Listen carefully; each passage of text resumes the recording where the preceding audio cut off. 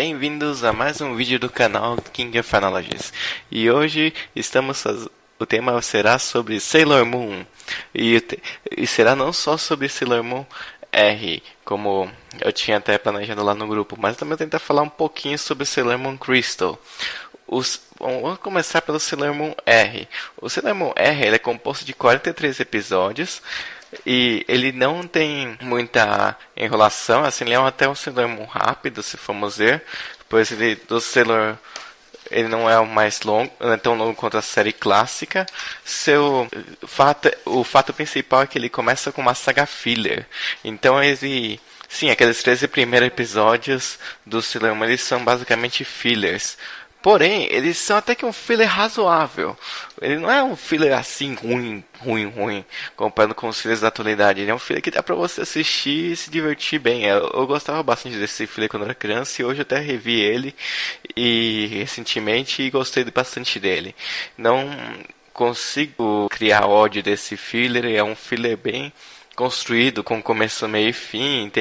Claro, tem bastante diferenças do mangá. Eles criam alguns personagens para fazer parte do filler, mas ele consegue divertir e também traz alguns elementos novos das Sailor Moon que vão ser explorados possivelmente nos episódios posteriores ao filler. O interessante é que Sailor Moon ele acaba de certa forma tendo bastante episódio filler se for comparar com os animes da época dele, mas se for comparar com os animes da atualidade não tem tanto filler.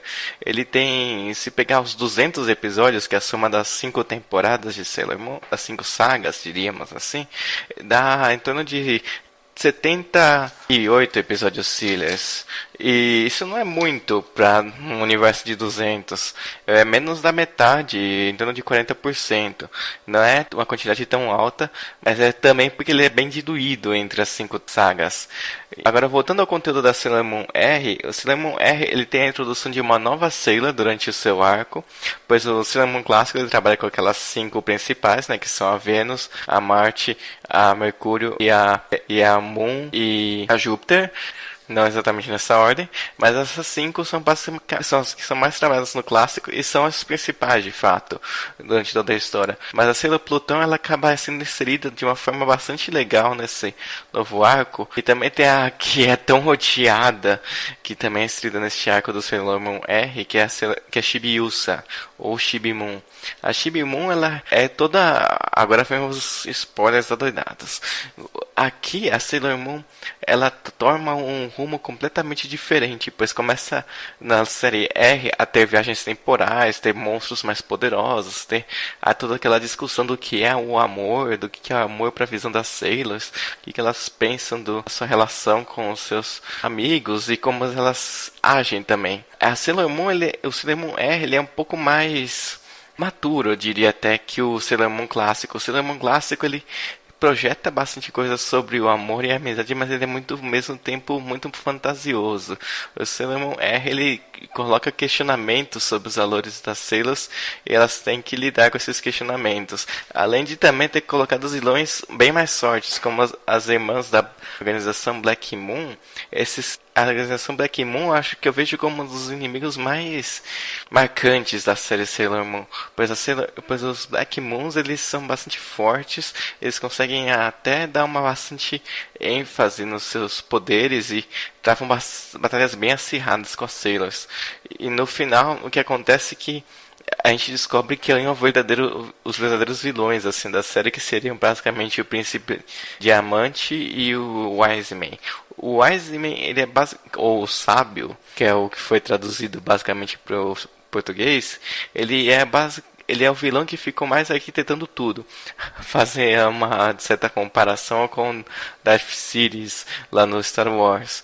O Príncipe Diamante, ele tinha aquela questão de ser o maior rival, tal. Até via ele como, na época das primeiras vezes que eu assisti, como se fosse uma versão oposta ao do Tuxedo Mask. Assim como também as irmãs do Black Moon também de certa forma parecia ser as versões opostas de cada Sailor. E eu vou dar um pequeno spoiler do mangá, pois no mangá as irmãs do Black Moon elas morrem. Elas não são purificadas como acontece no anime.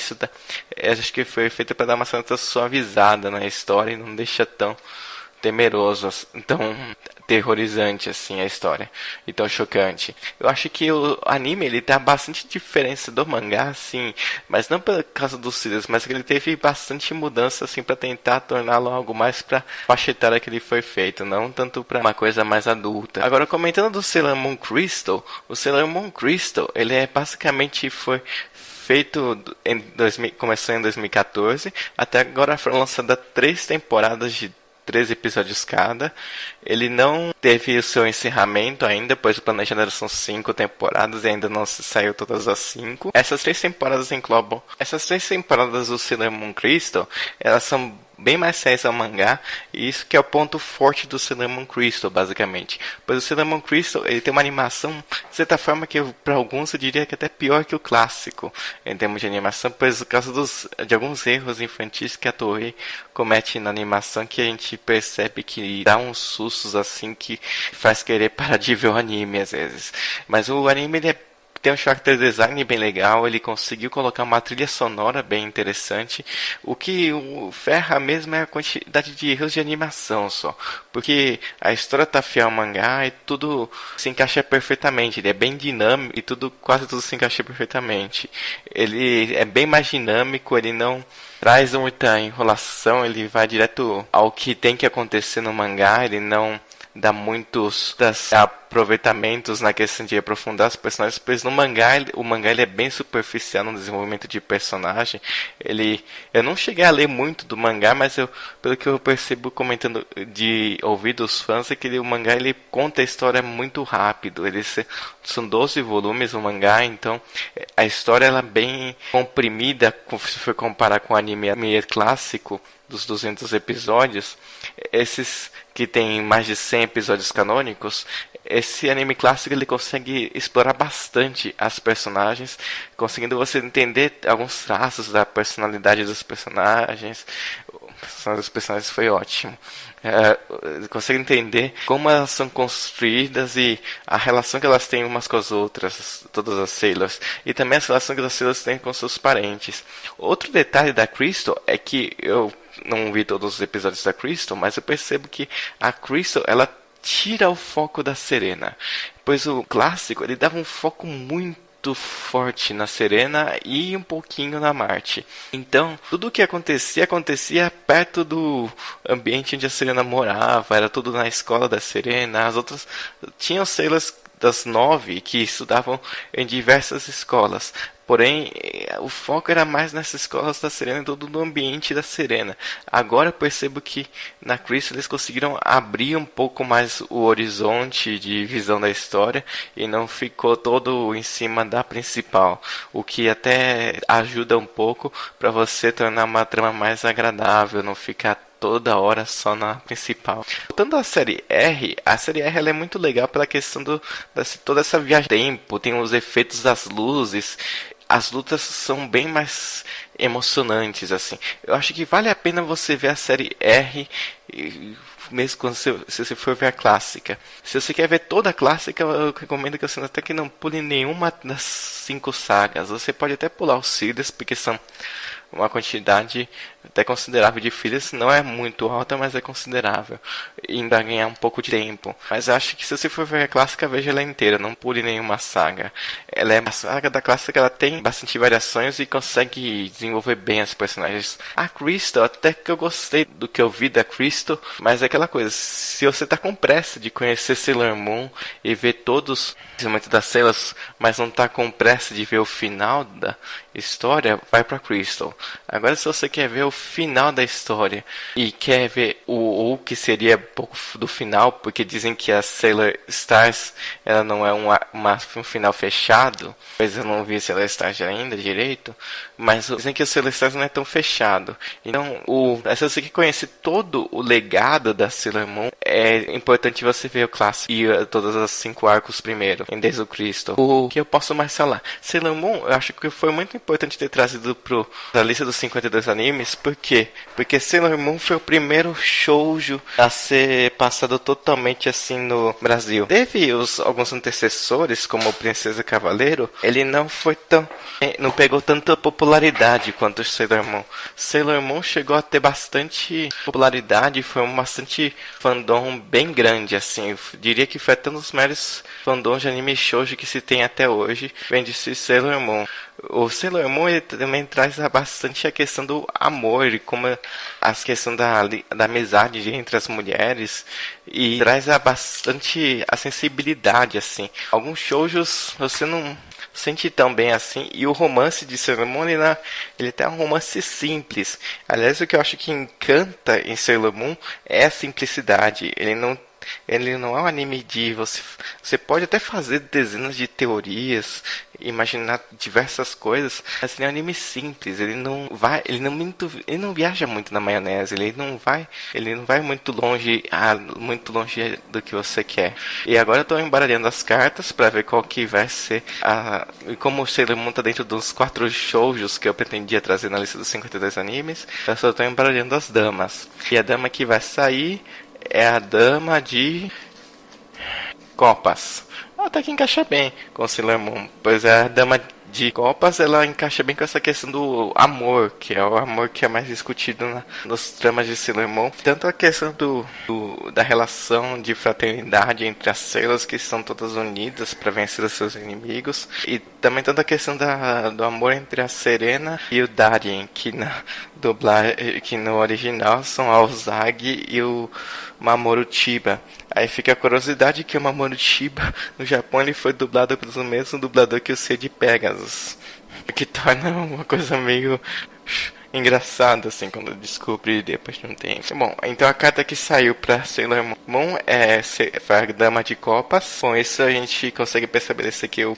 Sonex que eu consigo fazer, que é uma carta bem característica para Sailors. Elas são bastante unidas, o foco da série é todo relacionado a essa questão do amor e os conflitos que se tem do amor e do inimigo, que ele também se opõe, ele não consegue às vezes sentir o valor do que é o amor, ele começa a questionar a Sailor sobre isso, e você percebe que essa batalha tem toda, e a questão das energias também, porque a energia que os inimigos da Sailor Moon eles sempre vão atrás da energia mundial, eles sempre vão atrás das energias que a Terra produz e de sugar essas energias para usufruir deles, princípios dos vilões.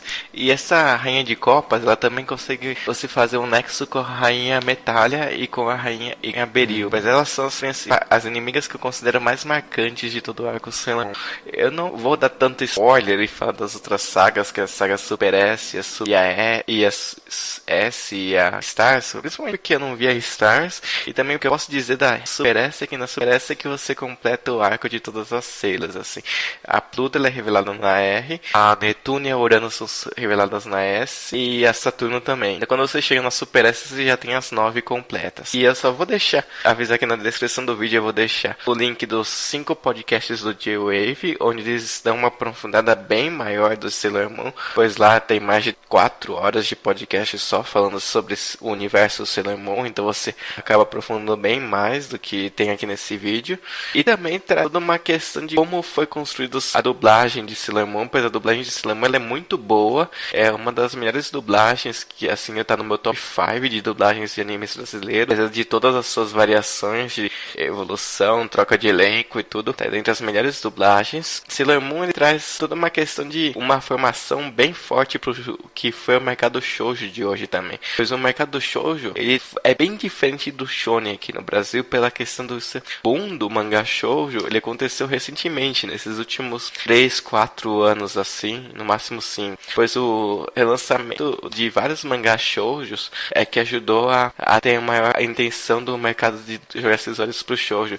Pois se você vê na TV aberta e na TV fechada, foram veiculados mais ou menos uns 10, no máximo 10 animes shoujos. Então você não via muita atenção dada pros mangás de público feminino. Só quando os mangás começaram a ser uma certa ousadia de se abrir mais o seu leque, publicação aqui no Brasil, que começou começou-se a ter mais shoujos aqui no Brasil. E começou a ter mais shoujos aqui no Brasil nos últimos anos. Bom, esse videocast também aproveitei para gravar, para tentar para fazer uma comemoração dos 15 anos de Sailor Moon R no Brasil.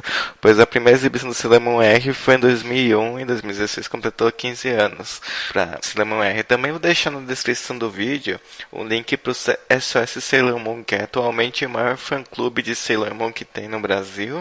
Para encerrar de vez o vídeo, eu vou deixar a indicação de que vocês ouçam todas as 5 partes do J-Wave, pois apesar de dar bastante horas, ajuda a aprofundar muito o universo e conhecer bastante sobre Sailor Moon.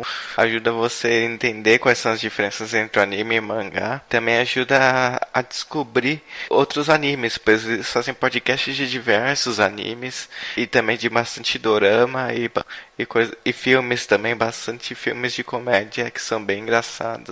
E para fechar, também vou falar um ponto forte que eu acho da série do Sailor Moon R, que são as lutas, que são bastante emocionantes. Tem diversos vilões que eu acho bem carismáticos, apesar do Wise Man ser o final, mas é o que tem mais um carisma mais fraco. O Príncipe Diamante, eu achei ele bem legal. As irmãs da Black Moon, eu gosto bastante de como elas são desenvolvidas, porém o ponto fraco eu acho dessa temporada é que é tudo desenvolvido muito rápido, os personagens são descartados, os vilões são descartados muito rapidamente, então a história parece que ela muda bastante em arcos bem curtos, então isso torna a história bem dinâmica, mas ao mesmo tempo não dá pra você se apegar a nenhum personagem além das próprias Sailors. E além da Chibiusa, que também é um ponto fraco do anime, que é uma nova personagem, mas é muito irritante mesmo. E bom, eu vou fechando por aqui o vídeo e só vou, caso alguém pergunte, se R do final do Sailor Moon R, ele não tem um significado próprio. É só basicamente do nome mesmo. Alguns você pode inventar o significado que quiser pra ele, mas ele não tem um significado. Então ele não tem um significado especial ou oficial essa letra R. Eu vou encerrando o vídeo por final e até o próximo episódio da série dos 52 animes do canal King of Analogy.